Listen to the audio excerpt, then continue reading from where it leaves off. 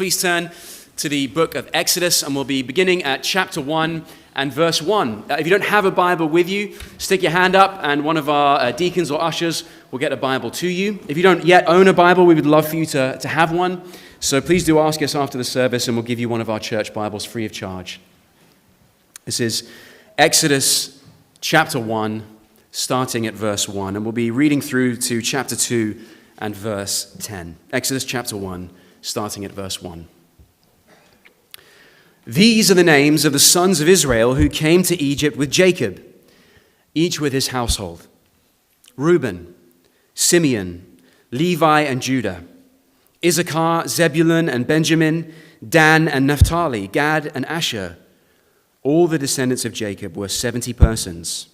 Joseph was already in Egypt. Then Joseph died, and all his brothers, and all that generation.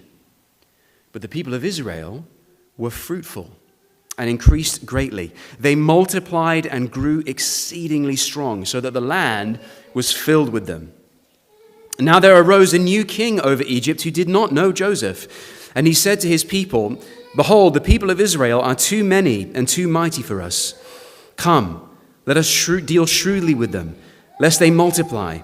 And if war breaks out, they join our enemies and fight against us and escape from the land." Therefore, they set taskmasters over them to afflict them with heavy burdens. They built for Pharaoh store cities, Pithom and Ramses. But the more they were oppressed, the more they multiplied, and the more they spread abroad, and the Egyptians were in dread of the people of Israel. So they ruthlessly made the people of Israel work as slaves, and made their lives bitter with hard service in mortar and brick and in all kinds of work in the field. In all their work, they ruthlessly made them work as slaves. Then the king of Egypt said to the Hebrew midwives, one of whom was named Shiphrah and the other Puah, "When you serve as midwife to the Hebrew women and see them on the birth stool, if it is a son, you shall kill him. But if it is a daughter, she shall live." But the midwives feared God and did not do as the king of Egypt commanded them, but let the male children live. So the king of Egypt called the midwives and said to them, "Why have you done this, and let the male children live?" The midwives said to Pharaoh, "Because the Hebrew women are not like the Egyptian women, for they're vigorous and give birth before the midwife comes to them." So God dealt well with the midwives, and the people multiplied and grew very strong. And because the midwives feared God, he gave them families. Then Pharaoh commanded all his people, "Every son that is born to the Hebrews you shall cast into the Nile, but you shall let every daughter live." Now, a man from the house of Levi went and took as his wife a Levite woman. The woman conceived and bore a son, and when she saw that he was a fine child, she hid him for 3 months. When she could hide him no longer, she took for him a basket made of bulrushes and daubed it with bitumen and pitch. She put the child in it and placed it among the reeds by the riverbank. And his sister stood at a distance to know what would be done to him. Now the daughter of Pharaoh came down to bathe at the river, while her young women walked beside the river. She saw the basket among the reeds and sent her servant woman, and she took it. When she opened it, she saw the child, and behold, the baby was crying. She took pity on him and said, "This is one of the Hebrews' children." Then his sister said to Pharaoh's daughter, "Shall I go and call you a nurse from the Hebrew women to nurse the child for you?" And Pharaoh's daughter said to her, "Go." So the girl went and called the child's mother. And Pharaoh's daughter said to her, "Take this child away and nurse him for me, and I will give you your wages." So the woman took the child and nursed him. When the child grew older, she brought him to Pharaoh's daughter, and he became her son. She named him Moses, because, she said, "I drew him out of the water." This is God's word to us this morning. You know, one of the reasons that it is so vital to keep going back to the Old Testament is that instead of giving you principles, the Old Testament gives you stories more often than not. If you want to learn the meanings of the great concepts in Christianity and in the Bible, things like sin and grace and salvation and redemption, all those heavy theological words, then you actually don't need a theological dictionary. You need a story. And that makes sense, doesn't it? Because Christianity it's not just a set of beliefs you adopt. It's not just a theological system that you take on. It's actually a story into which you step. You know, what God is doing in the world through his people and through his Spirit is like a mighty river running throughout human history. And when we're investigating Christianity, it's like we're standing on the banks of that river and looking into it. But at some point, every person has to make a decision. They have to make the decision to either jump into that river and be swept along by the current, or to walk away. You see, Christianity is not just an intellectual exercise. It's a story. It's a story. Eventually, you have to get your feet wet. So it's no accident, actually, that the writers of the New Testament, when they want to make sense of what they're seeing in the person of Jesus and everything that he's doing, they reach for a story. And they reach for a foundational story, and that is the story of the Exodus. You see, one of the dangers of neglecting these Old Testament stories is that we forget why God saves us. We forget what he saves us from.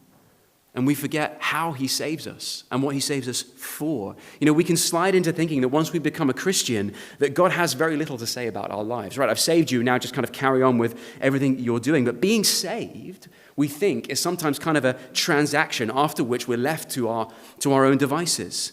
But the whole of the book of Exodus is quite literally telling you a different story. So here's a summary of what the book of Exodus is telling you and me. It's that we're redeemed for relationship. If you wanted to sum up the whole of the Christian life, that is the sentence. We are redeemed for relationship. And that is essentially the theme of the entire of the book of Exodus and the entirety of the Bible. And actually the opening chapters of the book of Exodus prepare us to understand this story of redemption. See, in these days of darkness, at the birth of Moses, what we're shown is three things. We're shown God's motivation for redemption. What is it that drove him to do that in the first place? It didn't come out of nowhere. Right, his motivation for redemption. Secondly, it shows us the mystery of his work in redemption. It's not a simple thing. It is a mysterious thing. And finally, it shows us his surprising means of redemption. What are the methods that God uses to enact that redemption that he is motivated to do mysteriously? So let's think about this motivation for redemption. Why does God choose to do this in the first place? It's two things. Firstly, it's that God has been on a mission since the very beginning of time. He's been on a mission. And the second thing is that he is moved by his people's misery. And it's those two things that are powerful impetuses for God to be working in the world. Now, it's worth keeping in mind, actually, that the whole Bible is telling one single story. But the first 5 books of the Bible are this tightly woven account stretching from all the way from the creation of the universe itself to the people of Israel on the threshold of entering the promised land under someone named Joshua. See, Genesis, Exodus, Leviticus, Numbers, and Deuteronomy are all in conversation with one another. There's a single plot line. Right, with its tension and drama, with its heroes and villains. And one way that ancient people kept track of that story was through genealogies, family histories. Right, it's why chapter 1, verses 1 to 7 begin with a list. It lists the sons of Israel who came and settled in Egypt. But even these first 7 verses are full of connections and hyperlinks to the book of Genesis. Right, the most obvious one is that Joseph is mentioned. You remember the story of Joseph. At the end of the book of Exodus, Joseph is in the book of Genesis, Joseph is sold into slavery by his wicked brothers. And he ends up serving under a Pharaoh in Egypt. He rises to power there, and he eventually reconciles with his brothers and then brings them there along with his entire family so that they can avoid a famine in their own country. But there's more than even that. Right, read verse 7. But the people of Israel were fruitful and increased greatly. They multiplied and they grew exceedingly strong, so that the land was filled with them. Where have you heard that language before? Language of fruitfulness, language of multiplying, language of filling the land, filling the earth, literally it says. So it's exactly the same words that you find God speaking to the newly created humans in Genesis chapter 1, verse 28. Here's what he says: "Be fruitful and multiply and fill the earth." You know, what's funny is you can trace that language throughout the book of Genesis. God says, "Be fruitful and multiply" to Noah after the flood in chapter 9 of Genesis. But most significantly, God promises it over and over and over again to Abraham and his descendants from chapter 17 of Genesis onwards. He makes a promise to Abraham and he says, "I will make you exceedingly fruitful, and I will make you into nations, and kings shall come from you." Listen, the beginning of the book of Exodus is reminding us of that ongoing promise, that the mission that God is on to make his people fruitful. Why is God so obsessed with that? Why is God so focused on fruitfulness and multiplication? Well, it's because he's on a mission to make himself known. That has basically been God's mission from the beginning. See, human beings, we're told, are made in the image of God. It's why every single human being, regardless of their race or gender or economic status or ethnic status, is valuable and worthy of dignity and respect. We are made in the image of God. But the spread of human beings across all creation means that God's image will be known everywhere as human beings flourish. It's why Christians should be found at the forefront of every effort to alleviate people from poverty and cause human beings to flourish in every way, shape, and form. You see, God is going to be made known through his image being multiplied across the earth. And God ties that command to be fruitful to Abraham and his offspring. And that's why we're reminded of it at the start of the book of Exodus. It is all about the mission that God is on to make himself known. All right, think about what a mission is. How would you define a mission? Well, a mission is when someone seeks to put something right that has gone wrong. Right? If you're on a mission to do something, you are going to put something right that has gone wrong. Well, what is it that the Bible says has gone wrong? Right? We know Genesis chapters 1 and 2. God created everything good. At the end of the days of creation, he declares that it's not just good, it's very good. Everything was flourishing under God's loving rule. So what went wrong? Well, human beings inclined themselves away from God to sin and all evil. As Jim said, we chose to disobey God. You see, even the human heroes of the story of the book of Genesis and Exodus so far have villainous tendencies. Right? Just read about Joseph's brothers if you have the time.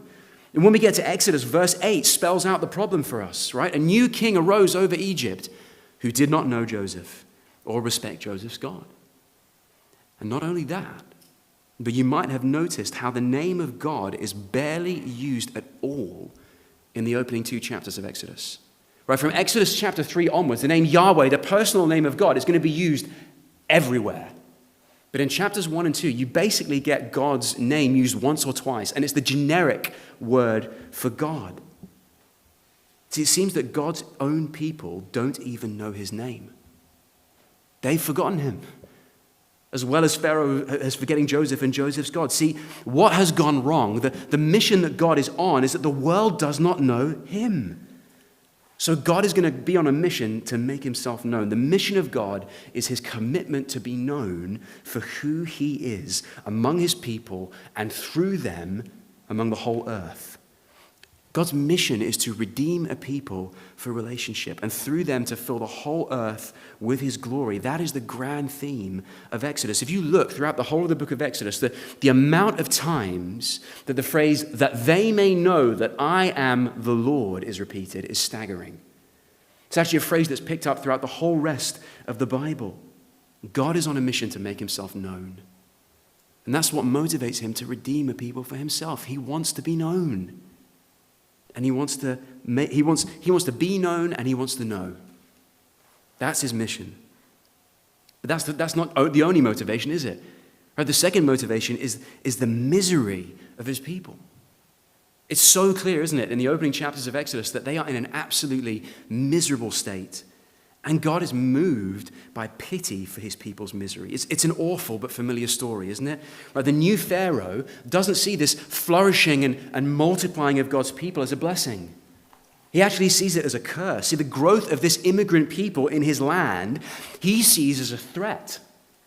He sees it as a threat to his stability and his power because they've not assimilated and become like Egyptians, right? To him, they are like swarming locusts or cockroaches to be stamped out. Right? Isn't that such a familiar tactic? Right? Because they were different, the people of Israel received no mercy as a matter of public policy. And Pharaoh essentially ends up saying to his people, look, they're not like us. They've come to take our jobs. If we just let them do whatever they want, they won't become like us. What they'll do is they'll join with our enemies and subvert our nation from within. Where have you heard that language before? Isn't it everywhere? Listen, just a sidebar here. The Egyptians make the mistake of allowing their leaders to stoke fear amongst them. But God had promised to bless the whole earth through the people of Israel and through their multiplication. There's nothing that the Egyptians could have done, and we'll see this, to thwart that blessing. It was going to happen. So what did they have to fear? The promise was that Israel wouldn't just be a blessing for themselves, but for the whole earth, to every nation. So transfer it to today. What do we have to fear from immigrants? God has promised to bless us, and nothing can take that away from us. Are we going to allow our leaders to stoke fear amongst us? Or are we going to stand on the promises of God? It's been on my heart a lot this week. Just a quick sidebar. Listen, chapter 1 of the book of Exodus introduces a word that is used all over the story of Exodus because English has a lot of synonyms, right? It has a lot of different words for the same things. But our translations of verses 13 and 14, particularly in the ESV, kind of obscure what the Hebrew is telling us, right? The Hebrew literally says this in verse 13 and 14. And the Egyptians made Israel slave with violence. And they made their lives bitter with hard slavery, with mortar and brick, with all slavery in the field, in all the slavery with which they slaved with violence. Are you getting the picture? Right? It is driving it home. And although this is literal slavery being talked about here, there's a deeper meaning behind it. Right? It is speaking to a wider problem with all of us, that we are all slaves. All of us are toiling under a slave master. See, what the Bible calls sin is not just bad stuff that we choose to do. It's not just the actions that we choose to do. It's also something that, like Pharaoh, has overpowered us and enslaved us, making our lives bitter with hard service, forcing us to serve their own agendas. Think about it. Why is it so hard that we find, why is it true that we find it so hard to change the worst things about us? Why is it that throughout our lives we struggle with the same sins, we struggle with the same attitudes, we struggle with the same kinds of problems? It's because sin holds us in a kind of bondage. It holds us in a kind of slavery, and like Pharaoh, it is unwilling to let go of us. It will have to be forced if it is going to let go of us. See, we're being driven by the slave master. Whatever it is, whether it's addiction to materialism, whether it's actual literal substance abuse, whether it's these attitudes towards yourself or others that you have, we are all being driven by something. We're being drained and used up. We're being thinned out. We're being made to be miserable, oppressed with brutal and hard service. And far from being indifferent to that misery, God's heart is moved to do something about it. It's moved to rescue you. That is his whole motivation for showing up in the book of Exodus. You see, it's why at the end of chapter 2, though we didn't read it, we're told that God heard the cries of his people and he knew, and he stepped down to come and free them. That is the motivation for redemption. God is on a mission to make himself known, and he is moved to pity by our misery. But even though we can discern God's motivation for redeeming his people, we have to admit there is a tremendous amount of mystery in the way that he chooses to go about doing it. So let's turn now to look at the mystery of God's work in his redemption. Because despite the fact that God is all but unknown in the opening chapters of Exodus, he is still undeniably working behind the scenes. Right? That's the benefit that we have as people reading the story thousands of years after the fact. We can see, if we have eyes to see it, the marks and the fingerprints of God's mysterious working. All right, look at verse 12.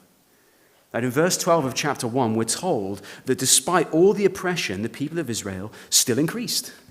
Right? They're increasing against the odds. And there can't be any human reason for that in the midst of a campaign of brutal population control. Listen, the Egyptians and the empires of the day were very experienced at suppressing people they didn't like. The only reason that Israel could have been multiplying was that God had promised he would bless them, and he was causing that to come true. It wasn't a fluke. Right? Later on, when Pharaoh chooses to coerce the midwives into killing the infant sons of the Israelites, the opposite happens, the very opposite. At the end of verse 20, it says again that the people multiplied and they grew very strong. See, at every turn, the plans of Pharaoh are being frustrated and the people are multiplying. Why? Simply because God promised he would do it. And when God promises he's going to do something, you better believe that he's going to do it against all odds. He made promises and he intends to keep them. All of his power is focused on being true to his word, achieving his mission, and being good to his people. He's making sure as well that Pharaoh sows the seeds of his own destruction. And regardless of how dark the days get, regardless of whatever evil power or person seems to be in the ascendancy on the world stage, you better believe that evil has sown the seeds of its own destruction. It's just the way that God has set up the universe to work. See, think about it. What does Pharaoh want to use to destroy the Israelite children, the sons? He wants to use the Nile, doesn't he? He wants to use the waters of the Nile to wipe them out, but where does he end up in the story? Drowned in the Red Sea, drowned under the waters. Right? Pharaoh wants to eliminate the firstborn sons of Israel, and he wants to ruin the nation. But what ends up happening? The firstborn sons of Egypt get swept away in the plague, and the nation of Egypt is ruined instead. Everything is turned on its head. See, the arc of God's justice is long in coming, but it always comes. It is inevitable. Even if evil prospers for a terrible season, it never triumphs ultimately. You have to know that. And none of this should come as a surprise to any of us, because the secret is this was all planned. The opening chapters of the book of Exodus are a path that was laid out in the book of Genesis. It was promised to Abraham by God way back in Genesis chapter 15. Here's what he says to Abraham. Know for certain that your offspring will be sojourners in a land that is not theirs, and they will be servants there, and they will be afflicted for 400 years. That doesn't sound great. But I will bring judgment on the nation that they serve, and afterward they shall come out with great possessions. See, this suffering and the eventual deliverance of Israel isn't just a freak of history. It isn't just a snag in the plan. It's part of the plan. It's the pattern of the Christian life. It's the pattern of the life of all of God's people. God has specifically directed Jacob to take his family to Egypt, knowing full well what would happen. But here's the mystery. Israel are having an experience of suffering without an explanation. And that is going to be something that marks the life of every believer. We will all have experiences of suffering in our lives, no matter what it is, without what seems like an explanation for it. But it should remind us that when God is at work to achieve his promises in our lives and in the world, our suffering is not an accident. It's not random. It's not meaningless. It doesn't go unseen. Right? One of the most natural things for us to do when we suffer and experience what feels like a random tragedy that we don't deserve is to question if God is there at all. Or if he is there, whether he's powerful enough to help us. It's hard for us to think of a reason that we might be suffering. So what we assume is that if it feels pointless to us, if we can't discern a reason for it, then it must in fact be pointless. There must not be a good reason for what I'm going through. But can I just gently suggest to you this morning, based on the logic of this passage, that reasoning does not make sense. Just because you cannot imagine a good reason for something happening doesn't mean there cannot be a good reason for something happening. We just don't have the perspective we need to figure that out. You know, I just came back from a holiday in Montana, and in the summer there were usually moose everywhere. And if you've ever seen a moose before, they're pretty hard to miss. They're absolutely massive. Now, if I went looking for a moose in Montana and didn't see one, then it would be reasonable to conclude that there wasn't a moose there. Right? Are you following my logic there? If I don't see a moose, there's probably not a moose there. But if I went looking for a single-cell bacteria instead and didn't see one, it's not reasonable to assume that they aren't there because they're invisible. They're invisible to the naked eye. See, people assume that if there are reasons for suffering, then they should be as obvious as a moose. But why should it be like that? Reasons for suffering aren't always as obvious as a moose in Montana in the summertime. Just because we can't think of a reason for something doesn't mean that there isn't one. And actually, one of the major things that God uses suffering in your life to do is to bring you humility. To help you to say, look, I don't actually have all the answers. I don't have all the reasons. But I know that God has promised that he will bring me through this. I know that God has promised that whatever happens to me, I will not perish. So I'm actually going to take my stand on his perspective on things and not on my perspective on things. His ways are higher than my ways. His paths are beyond tracing out. That is the perspective that the opening chapters of the book of Exodus is teaching us. We need to embrace the mystery of God's work. Listen, if we have a God who is powerful and transcendent enough to create everything, who really did create everything, who is ultimate power itself, if we have a God that great, then we have a God who is powerful enough to come up with reasons for suffering that we can't possibly understand. And therefore, he's safe to bring your questions and even your anger to when you are suffering. Don't the people of Israel cry out? Well, it's okay to cry out to him. It's actually encouraged to cry out to him in all of your confusion. Part of getting through suffering is embracing the mystery of his work in redemption. I can't leave it there for this section of the sermon, because even though it's jumping the gun, I can imagine some people objecting to this and saying, well, that still doesn't let God off the hook. Sure, he's powerful. Sure, he might have reasons for my suffering that I can't understand. But what's he going to do about it? What is he actually going to do about my suffering right now? Well, Exodus is going to show us that God will get directly involved in freeing his people. He is going to travel with them. He's going to pitch his tent with them. He's going to suffer with them. God will put himself on the hook for their well-being. As he was, since he made the promises to Abraham, he said, if I don't bring you to the promised land, if I do not fulfill my promises to you, then may I be accursed. And he knows he's going to fulfill his promises. Ultimately, God answers the question of suffering by suffering himself. That's the message. In Jesus, God put himself on the hook for all the evil and suffering and mystery in the world. And all of that is in view in the mystery of God's seeming absence in the opening chapters of the book of Exodus. See, Christians who have lived long in a world full of confusing suffering and darkness know this precious truth. God's silence is not his absence. His silence is not his absence. He is still working. Even when we can't discern it, even when we don't see it, that is the mystery of God's working behind redemption. Listen, if God can send Jesus to the cross and in a moment of absolute confusion and absolute darkness where it feels like evil is winning, bring about the redemption of the whole world, then he can work through your suffering as well for redemptive purposes. That is our hope. But what is so wonderful is not just the mystery that we have to embrace. It's not just the powerful motivation for God to actually save. What is so struck me this week is the methods that he uses. Because it's so unexpected. There is no God like this, because what God does is he delights in using the weak and the powerless to shame the strong and the powerful. From verse 15 of chapter 1 to verse 10 of chapter 2, the cast of characters is really significant because they're all women. Right? First, you have the Hebrew midwives, Shiphrah and Puah. I'm not sure where Pharaoh got the bright idea of enlisting the Hebrews' own midwives to kill their babies, but he can't have thought it through very carefully. Right? He's not a very smart man. Right? What the midwives do is they defy his orders, firstly, and then they just lie to his face. These are bold women. But notice, again, in this passage, Shiphrah and Puah are the only ones named. Isn't that ironic? Pharaoh, for all his greatness, is anonymous. He doesn't get a name.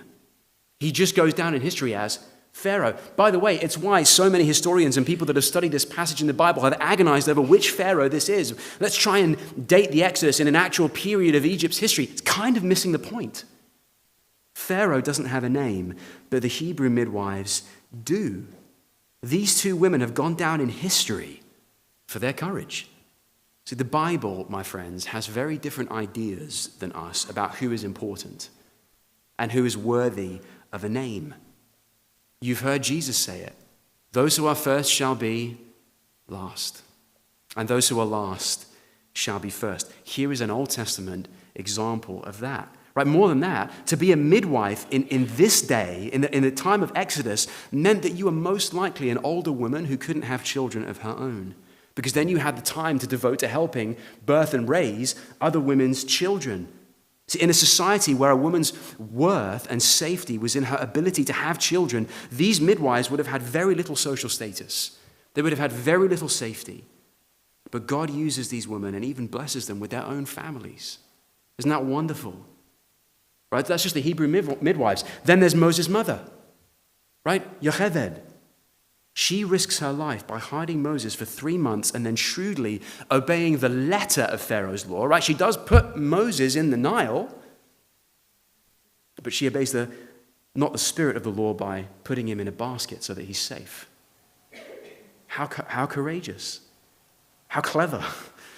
Right, what is so remarkable about that story in chapter 2 is that the Hebrew doesn't actually say that Moses was put in a basket. Do you know what he was put in? I don't know why the ESV doesn't translate this, but it says that he was put in an ark. Literally. If you read the story of Noah, the same actions are being repeated. God's precious people are being placed in somewhere so that they can be safe, even through the midst of the waters of judgment. See, like the Ark of Noah, the helpless baby Moses is placed in an ark by his enslaved mother, who has to put her beloved son in the hands of God at the mercy of the Nile. But it turns out the very thing Pharaoh wanted to use to destroy the Hebrew sons, God uses it to save the one who would eventually deliver the people of Israel. I mean, you should be getting chills reading that. It's remarkable. Listen, at some point in their lives, every mother is going to have to take their child and release them into the world, into circumstances and situations that can seem dangerous. But the story of Moses' mother, Yocheved, should remind you that if you put them into the hands of the Lord, then he will care for them. Don't be afraid. There is no knowing what God can do through a believing mother who trusts the Lord with the thing that is most precious to them. You better believe that Moses was precious to Yocheved. But she trusted God. And look at what God did through Moses. Listen, I don't know whether your children are even Christians. I don't know whether their journey towards the gospel has been long in coming. But a pastor friend of mine said to me recently, and he has some family members that have truly wandered. But he said to me, God writes long stories. God writes long stories. And sometimes you have to let go. Do you have to let go? Place them in his hands. Listen, 400 years of slavery. God writes long stories. Thousands of years before the Messiah comes, God writes long stories. 2,000 years from the resurrection of the Son of God, and he's still not come back yet. God writes long stories.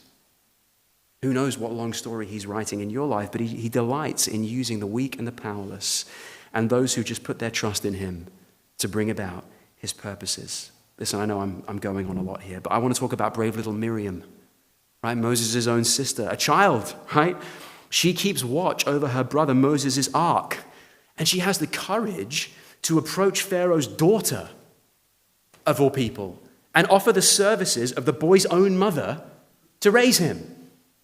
How many children do you know who are that clever, who are that shrewd, that smart, right? Yocheved gets paid to nurse her own son. I mean, she releases him into the Nile, not knowing where he's going to go, trusting God with him. Where does he end up? Pharaoh's own household. What then happens? He's given back to her, and not only that, she's getting paid to nurse him. I'm sure a load of mothers would love to be paid to nurse their own children. It's just wonderful. See, not only does God use women in this story, but he also uses little children who would have had even less status. Right? And finally, let's think about Pharaoh's daughter herself. Isn't it remarkable that in the household of a genocidal maniac, there is one woman whose heart is moved by compassion for a baby? I mean, you had better believe that Pharaoh's daughter knew exactly about the command of Pharaoh. She was in his household. And she opens this basket and she sees what is undeniably a baby boy in there, because trust me, she would have been able to tell. And not only that, she would have been able to tell it was a Hebrew because he would have been circumcised. And what does she do? Her heart is moved with pity and compassion. Look, I know I'm laboring the point here, but I hope that you can recognize the major theme. God delights in using the least and the last and the weakest to save. At the beginning of every major work of redemption in the Bible, you will find two things: new birth and believing women. Those two things are all over the story. Read the beginning of the book of Samuel. Read the book of Judges. Read the New Testament. How does the story of redemption start? How does the new Exodus begin?